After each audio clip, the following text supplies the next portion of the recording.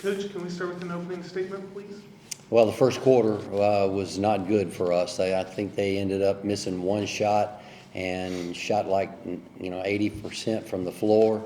We can't start games like that. We got to start games with a lot more defensive intensity than we did. Once we got down, we were playing from behind all night long, and I'm very proud of my team in that there were plenty of opportunities when momentum was shifting our direction and it just didn't happen, but we regrouped and fought back, and we did that over and over and over. The character and poise on this team is off the chart, and we had opportunities to finish it, just couldn't get over the hump down the stretch. But the fight and the hard work and the diligence is the character that'll carry them through life, and I'm very proud of what we did there. Now, the execution-wise, I got to do a better job of getting them to execute the things we need to execute to not let people shoot 80% in a quarter on us. You talked about it, Coach, but it seemed like when you did make runs, you'd cut it to 6, you'd cut it to 7, 8.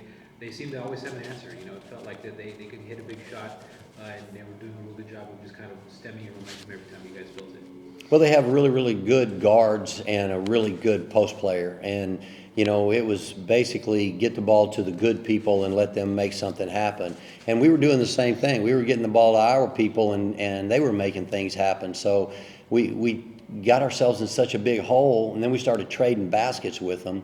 And you can't trade baskets when you're down like that. So they made the plays when they had to make the plays, and we didn't when we had to, and that was the difference down the stretch. Similar to the fourth quarter you guys had when you played them at their place, you guys make a late charge. You guys defensively tighten screws. What were you doing, and what were you able to be successful with when you kind of made a run at them late in the last couple of minutes? Well, I thought we tried to pick up our pressure on them. We tried to pick them up full court and tried to do some things to disrupt their rhythm on offense. In the first half, they were coming down, passing, cutting, getting the ball exactly where they wanted it, and they got their inside-out game going. When they get their post players going and their perimeter players, they're really good. So we had to try to stretch the floor a little bit and put them in situations where they weren't quite as comfortable in a half court, and I thought our pressure defense made a difference down the stretch where we had opportunities to win. You guys go on the road this week for a couple of games, the last 5 in conference play before the tournament starts.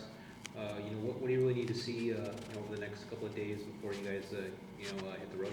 I think we got to execute better. I think we got to start games better in the first quarter. I mean, that's a couple of times now that we've been behind early. We got to maybe change our warm up, do something different about the way that we are hitting the floor. And when we hit the floor, we got to go execute and play with some urgency and intensity. McKenna, I know Coach talked about how important it is to be really on it for 4 full quarters. Is that the only thing that you see that can really make a difference for you guys? Yeah, just our defense, picking it up on the defensive end.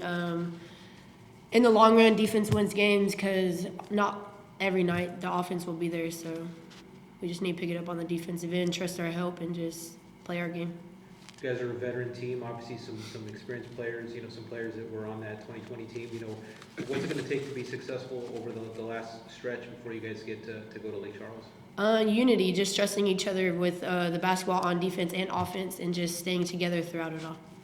McKenna, you surpassed 1,000 career points. Obviously, you've had a very productive career here, had a lot of success. I know the win is the most important thing, but what does that mean to be able to have an accomplishment like that?